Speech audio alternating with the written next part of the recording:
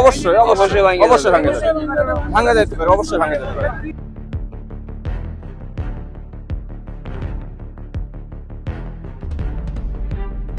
একেবারে পরিপূর্ণভাবে যদি আবার এরকম ব্রিজের মতো করে তাহলে এটা আরো মজবুত হবে। এগুলা জোড়াতালি যে কোনো মুহূর্তে ভেঙে যেতে পারে। এখন বর্তমান সকলেই জীবনের ঝুঁকি নিয়ে পার হইতেছি আমরা।